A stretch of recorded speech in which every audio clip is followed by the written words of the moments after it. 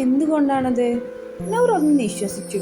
അവന്റെ കണ്ണിൽ നിന്ന് ഒരു തുള്ളി കണ്ണുനീർ ഇലുവിന്റെ കവിളിലേക്ക് കുറ്റി വീണു. ഒരു ഞെരുക്കത്തോടെ ഇലു പ്രയാസപ്പെട്ട് കണ്ണ് വലിച്ചു തുറന്നു. തനിക്ക് മുമ്പിൽ നിൽക്കുന്ന നൂറിനെ കാണെ അവളൊന്ന് കണ്ണു ചിമ്മി വീണ്ടും തുറന്ന് അവനെ നോക്കി. ഫറു എവിടെ? അവനോട് സംസാരിച്ചുകൊണ്ടിരിക്കുകയല്ലേ തന്റെ കണ്ണിൽ ഇരുട്ട് കയറിയത്. ഇപ്പൊ ഫറുവിന് പകരം നൂറ്. എന്താ ഇവിടെ സംഭവിച്ചേ? ഇലു പതിയെ എഴുന്നേറ്റിരുന്നത് നൂറ് അവൾക്കടുത്തേക്കിരുന്ന് അവളുടെ ഇരു ഷോൾഡറിലും കൈവച്ച് അവളെ നോക്കി. ആരും ഒക്കെ? വേവലാതി നിറഞ്ഞ നൂറിന്റെ ചോദ്യത്തിന് അവളൊന്ന് മൂളി. ഇലു നൂറിന്റെ കണ്ണിലേക്ക് നോക്കി. അതേസമയം അവളുടെ കണ്ണുകളിലേക്കും നോക്കിയ നൂറിന്റെയും ഇലുവിന്റെയും കണ്ണുകൾ പരസ്പരം ഉടക്കി. പരസ്പരം പരിസരം പോലും മറന്ന് കണ്ണുകളിൽ കുരുങ്ങി നിൽക്കുന്ന ഇരുവരുടെയും ഫോട്ടോ പകർത്തിയവൻ ഒന്ന് ഊറി ചിരിച്ചു. ഇനി മുതൽ എൻ്റെ ടാർഗറ്റ് നിങ്ങൾ ഇരുവരുമാണ്. അയാൾ തൻ്റെ ഫോണിലേക്കൊന്ന് നോക്കി ഇന്നെടുത്ത ഇരുവരുടെയും രണ്ട് പിക്കും നോക്കി മന്ദാസിച്ച് അവിടുന്ന് പോയി. സാറിന് ഇതെന്തു പറ്റി? വീട്ടിലെത്തിയ രാശിയുടെ മുഖത്ത് തെളിച്ചമില്ലാത്തത് കണ്ട് ഫാദി ചോദിച്ചതും പ്രണവും അഫിയും ആദ്യം അവനെ നോക്കി. ഏയ് ഒന്നുമില്ലടാ. സാർ ഇന്ന് വരാൻ വൈകി. സോ ഫുഡ് ഞങ്ങൾ തന്നെ ഉണ്ടാക്കി.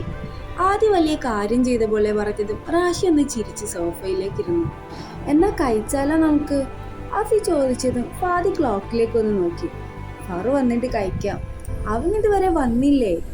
ഇല്ല, വീട്ടിലൊന്ന് പോയി വരാമെന്ന് പറഞ്ഞ് കോളേജ് കഴിയാൻ അങ്ങോട്ട് പോയി. ഇന്ന് തിരിച്ചു വരുമെന്ന് പറഞ്ഞിട്ടുണ്ടോ? യാ, ഉമ്മക്കൊന്ന് കാണണമെന്ന് പറഞ്ഞെന്ന് പ്രിൻസി പറഞ്ഞു പോലും. സോ ഉമ്മാന്റെ അടുത്തൊന്ന് പോയി വരാമെന്ന് പറഞ്ഞു. ഗായ്സ്, ഞാൻ വന്നിട്ടേ. എന്താ ഇവിടെ ഒരു സെർച്ചാ? ഫറു അകത്തേക്ക് കയറി ഒന്ന് ചോദിച്ചതും അവരെല്ലാവരും അവനെ നോക്കി.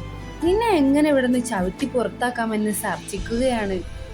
അത് കൂടുതൽ സർച്ചിച്ച് ബുദ്ധിമുട്ടണ്ട. എന്നെ കൊന്നാലും ഞാൻ ഇവിടുന്ന് പോകൂല. ഫറു പുച്ഛിച്ച് സോഫയിലേക്കിരുന്നു. ഫറു, ഞാനൊരു കാര്യം ചോദിക്കട്ടെ? റാഷി ചോദിച്ചത് കേൾക്കെ ഫറു റാഷിയെ അടിമുടി ഒന്ന് നോക്കി. അതെന്താ സാറേ ഒരു മുഖവുര ഇട്ടത്? സാറ് നിന്നോട് ഒന്നും ചോദിക്കാലോ. അത് പിന്നെ സത്താർ കോളേജിന്റെ ഇൻസ്റ്റാ ഐ ഡി നിന്റെ കയ്യിലാണോ? എൻ്റെ കയ്യിലുണ്ട്. അതിലെ ലാസ്റ്റ് പോസ്റ്റ് നീ ഇട്ടതാണോ? റാഷി ചോദിച്ചത് കേൾക്കെ ഫറു അവരെ എല്ലാവരെയും നോക്കി. അത് പിന്നെ ഞാനല്ല. ഈ AC ആരെങ്കിലൊക്കെയോ ഉണ്ട്. അവരാരെങ്കിലും ആയിരിക്കും. അല്ല, എന്താ പുതിയ പോസ്റ്റ്? ഫറു തനിക്കൊന്നും അറിയില്ല എന്ന പോലെ പറഞ്ഞു നിർത്തിയതും റാഷി ഒന്ന് മൂളി സോഫയിലേക്കിരുന്നു. അത് നൂർ സാറിന്റെയും ആ ഇലുവിന്റെയും ഫോട്ടോയാ. ആരോ അവർക്ക് കൊടുത്ത പണിയാണെങ്കിലും അവരെ ഒരുമിച്ച് കാണാൻ ഒരു പ്രത്യേക ഭംഗിയുണ്ട്. പ്രണവ് അത് പറഞ്ഞത് ഇഷ്ടപ്പെടാത്ത പോലെ ഫറു മുഖം തിരിച്ചു. ഫാദി ഫറുവിനെ നെറ്റി തുളിച്ചു നോക്കി. ആ പണിക്ക് പിറകിലെ കറുത്ത കരങ്ങൾ നിന്റേതല്ലേ എന്ന പോലെ. റാഷി ഒന്ന് നിശ്വസിച്ചു തന്റെ റൂമിലേക്ക് പോയി. ഇലുവിന്റെ കരഞ്ഞു ചേർത്ത മുഖമായിരുന്നു അപ്പോഴും അവന്റെ മനസ്സ് നിറയെ. എടി, ഇൻസ്റ്റയിൽ സത്താർ കോളേജിന്റെ ന്യൂ പോസ്റ്റ് കണ്ടോ നീ? ക്ലാസ് കഴിഞ്ഞു വന്നത് ബെഡിലേക്ക് കിടന്ന് ഇലു അറിയാതെ ഉറങ്ങിപ്പോയിരുന്നു. എന്നാൽ ഉറങ്ങിയ ഇലുവിനെ തട്ടി വിളിക്കുന്ന ഫിദയെ കാണാൻ സന കലിപ്പിച്ചൊന്ന് ഫിദയെ നോക്കി. അവൾക്ക് വയ്യെന്ന് അറിയില്ല നിനക്ക്, പിന്നെ എന്തിനാ ചുമ്മാ അവളെ വെറുപ്പിക്കുന്നേ? ചുമ്മാ തന്നുമല്ല സനാപ്പി, ഈ പോസ്റ്റ് ഇലു കാണേണ്ടത് നിർബന്ധമാണ്. ഇലു ഒന്ന് എണീക്കേ, ഇത് കണ്ടിട്ട് വേണൽ നീ കിടന്നോ?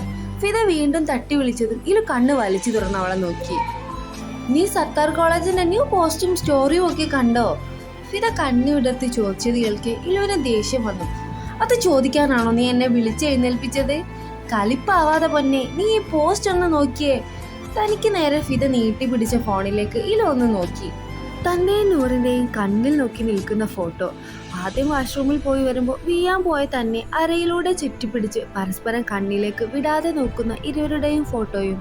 മറ്റേത് തല കറങ്ങി വീണ ശേഷം തനിക്ക് ബോധം വന്നപ്പോൾ തൻ്റെ അടുത്തിരുന്ന് ഇരു ഷോൾഡറിലും കൈവച്ച് പരസ്പരം കണ്ണുകളിൽ കുടുങ്ങി നിൽക്കുന്ന തങ്ങളുടെ ഫോട്ടോയും. ഇതിൽ കണ്ണു വിടർത്തി രണ്ട് ഫോട്ടോയും മാറി മാറി നോക്കി. ഇതൊക്കെ എപ്പോ?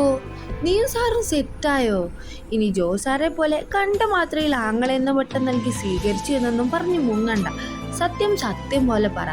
ഫിദ മുഖത്ത് ഗൗരവം വരുത്തി ചോദിച്ചത് കേൾക്കെ ഇലു ഫോണിൽ നിന്ന് മേഘകൾ ഉയർത്തി ഇരുവരെയും നോക്കി. എൻ്റെ നൂറിക്കാന നീ തട്ടിയെടുത്തല്ലേടി പട്ടി. സന മൂക്ക് വലിച്ച് ഇലുവിനെ നോക്കി. എരപ്പാളികളെ, എനിക്ക് എന്നാത്തിനടി അങ്ങേരെ? ഇലു കലിപ്പിൽ പറഞ്ഞത് കേൾക്കെ സനയും ഫിദയും ഇലുവിനെ ഒന്ന് സൂക്ഷിച്ചു നോക്കി. എന്തിനാ എല്ലാരും കല്യാണം കഴിക്കുന്നേ? ഫിദ ഇലുവിന്റെ കണ്ണുകളിലേക്ക് സൂക്ഷ്മം നോക്കിക്കൊണ്ടാണ് ചോദ്യം ഉന്നയിച്ചത്. അത് കല്യാണം കഴിച്ചവരോട് പോയി ചോദിക്ക്. അല്ല പിന്നെ.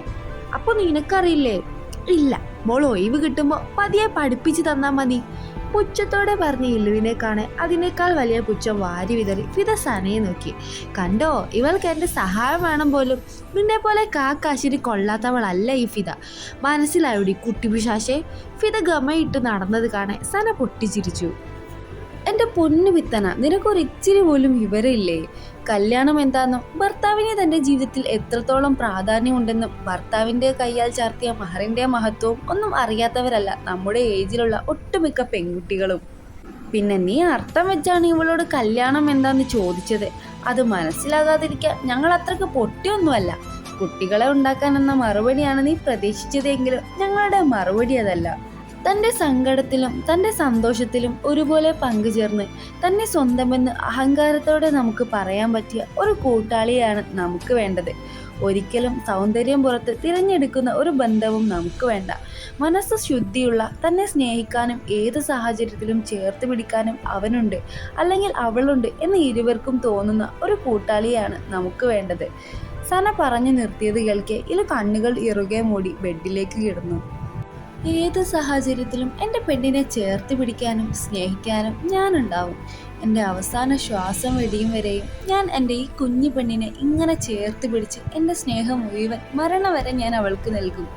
ടേബിളിൽ ഇരിക്കുന്ന ഒരു കുഞ്ഞു പെണ്ണിൻ്റെ അരികിലൂടെ കൈ ചുറ്റി അവൾക്ക് അടുത്തേക്ക് ചാഞ്ഞ് അവളുടെ നെറ്റിയോട് നെറ്റിമുട്ടിച്ച് പ്രണയത്തോടെ പറഞ്ഞ ആ ചെറുപ്പക്കാരൻ്റെ മുഖവും പെൺകുട്ടിയുടെ മുഖവും അവ്യക്തമായവൾ കണ്ടു. വീണ്ടും വീണ്ടും അവളുടെ ചെവിയിലെ കലയടിച്ചു. ആ പെൺകുട്ടിയുടെ നാണത്തോടെയുള്ള ചിരിയും അവളുടെ കണ്ണിൽ നിറഞ്ഞു നിൽക്കുന്ന പ്രണയവും ഇത് തൻ്റെ കൺമുന്നിൽ എന്ന പോലെ കണ്ടു.